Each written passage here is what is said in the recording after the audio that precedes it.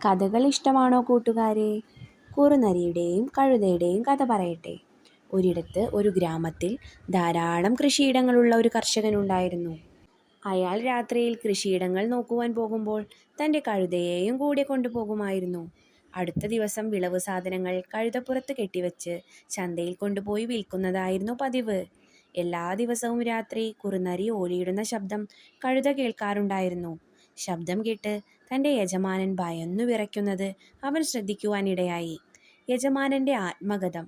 ഏതൊരു മനുഷ്യനെയും പേടിപ്പിക്കുന്ന ശബ്ദം. ഒരു രാത്രി കഴുത കുറുനരിയെ നേരിട്ട് കണ്ടു. കുറുനരിയുടെ ശബ്ദത്തിൽ അസൂയ പൂണ്ടിരുന്ന കഴുത പറഞ്ഞു, "നോക്കൂ ചങ്ങാതി, എൻ്റെ യജമാനന് പോലും നിന്റെ ശബ്ദം ഭയമാണ്.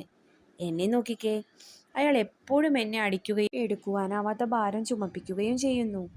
അസൂയാലുവായ കഴുതയെ ഒരു പാഠം പഠിപ്പിക്കുവാൻ തന്നെ കുറുനരി തീരുമാനിച്ചു. അവൻ പറഞ്ഞു, "ആരു പറഞ്ഞു നിന്റെ യജമാനന് നിന്നെ പേടിയില്ലെന്ന്? രാത്രി വളരെ വൈകി നീ എപ്പോഴെങ്കിലും കൂവി നോക്കിയിട്ടുണ്ടോ?"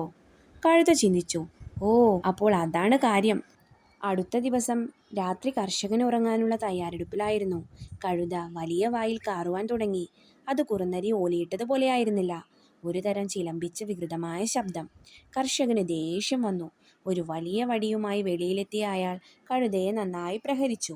മറ്റുള്ളവരുടെ കഴിവുകളിൽ അസൂയ തോന്നുന്നത് തെറ്റാണെന്ന് അപ്പോഴാണ് കഴുതയ്ക്ക് മനസ്സിലായത്. ഗുണപാഠം: അസൂയ കൊണ്ട് മറ്റുള്ളവരെ അനുകരിക്കാൻ ശ്രമിക്കരുത്.